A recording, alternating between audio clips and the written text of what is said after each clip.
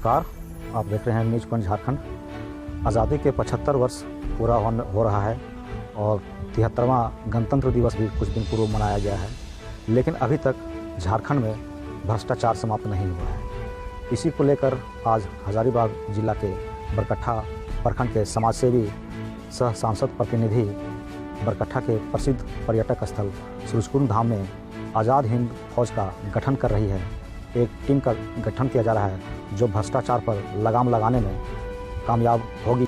Block हो या अंचल कार्यालय हो या अन्य कोई भी सरकारी दफ्तर कार्यालय हो, हर जगह भ्रष्टाचार फैला हुआ है। कहीं भी बिना पैसा लिए हुए एक टेबल से दूसरे टेबल पर फाइल नहीं बढ़ता है। इसी को लेकर आज सूरजकुंड धाम में काफ़ी संख्या में सामाजिक कार्यकर्ता और आज़ाद हिंद फौज के सदस्य के द्वारा बैठक किया जा रहा है, जिसमें सदस्यों का चयन किया जाएगा और जो व्याप्त भ्रष्टाचार है उस पर लगाम लगाने का प्रयास किया जाएगा।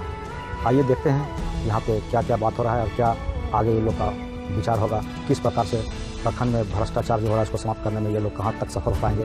हम बातें करते हैं। आज भ्रष्टाचार के विरोध में युवाओं को लेकर बैठक किए हैं। इस पर विचार विमर्श किया जा रहा है कि आखिर भ्रष्टाचार के कारण जो आम जन जीवन त्रस्त है उसके बचाने के लिए युवाओं की क्या जिम्मेवारी है। युवाओं को अपने कंधे पर ये जिम्मेवारी लेनी होगी कि समाज को कुछ राहत मिल सके। प्रखंड से लेकर अंचल, ब्लॉक, थाना तथा सभी सरकारी अधिकारियों और कार्यालयों में भी भ्रष्टाचार का बोलबाला है।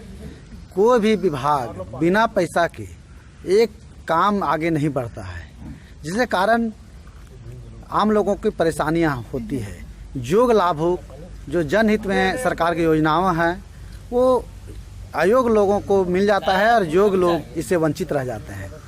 तो जिसके कारण समाज में युवाओं के एकत्रित करके इसके विरुद्ध हम लोग आंदोलन करने का निर्णय लिए हैं।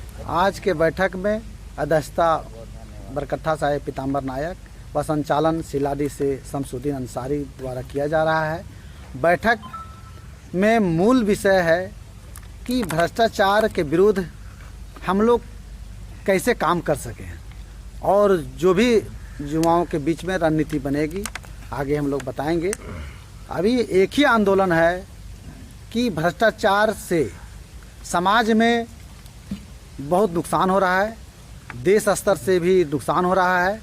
आप देखे होंगे कि 353 धारा सरकारी महकमों के एक बहुत बड़ा सुरक्षा कवच बन चुकी है, जिसके कारण यदि हम लोग किसी तरह का आवाज़ उठाते हैं तो इस धारा को लगाने का धमकी मिलता है। दूसरी बात है कि बड़े बड़े स्तर से अन्ना हजारे का आंदोलन भ्रष्टाचार के खिलाफ देश में बहुत पॉपुलर हुआ, लेकिन आज फिर इसको ठंडे बस्ते में डाल दिया गया।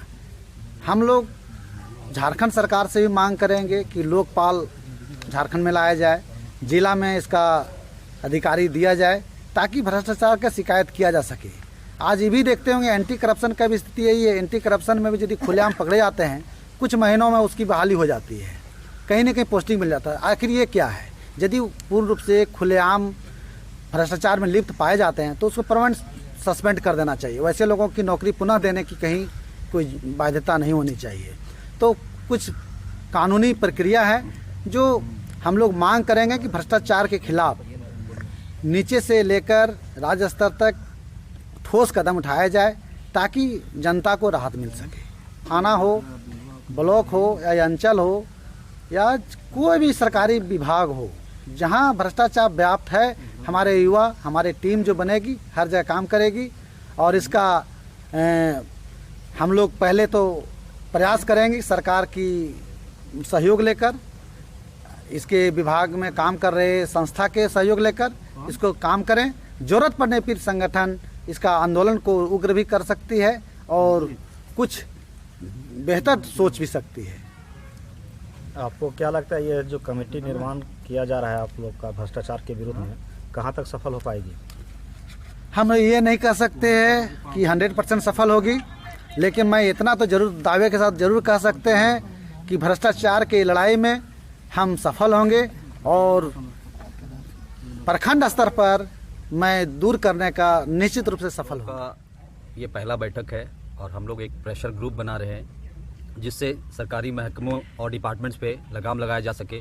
जिस तरह से धड़ल्ले के साथ भ्रष्टाचार व्याप्त है, लोग घूस ले देकर काम कर रहे हैं, करा रहे हैं, इन चीज़ों को ख़त्म करने के लिए हम लोग एक बैठक आयोजित किए हैं। हमारे जिला परिषद केदार साहू जी ने इस बैठक का जो है आह्वान किया है।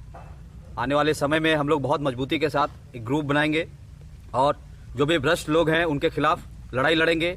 अगर ज़रूरत पड़ी तो अहिंसक रूप अपनाएंगे, क्योंकि जिस तरह से हमारे देश को आज़ादी मिली भगत सिंह जी ने और चंद्रशेखर आज़ाद जी ने, जब तक अभी दौर ऐसा आ गया है कि जब तक उग्र रूप नहीं कीजिएगा तब तक इस देश का भला नहीं होने वाला है। क्योंकि 100 में से 99% लोग जो है भ्रष्टाचार में लिप्त हो गए। चाहूँगा, मुत्तहिद हो तो बदल सकते हो इस मुल्क का निज़ाम, मुत्तहिद हो तो बदल सकते हो इस मुल्क का निज़ाम, मुंतशिर हो तो मरो फिर चिल्लाते क्यों हो। अगर बिखरे रहेंगे, अलग अलग रहेंगे और अलग अलग लड़ाई लड़ेंगे तो उससे हम लोगों को कामयाबी नहीं मिलेगी। अगर हम लोग एकजुट होकर जात पात धर्म समाज से ऊपर उठकर अगर हम लोग एक अच्छे समाज का निर्माण करेंगे, अच्छे वर्ग का निर्माण करेंगे और भ्रष्टाचार की लड़ाई लड़ेंगे तो निश्चित रूप से हम लोगों को सफलता मिलेगी। और मैं 100% गारंटी देता हूं कि मतलब ये कामयाब होगा।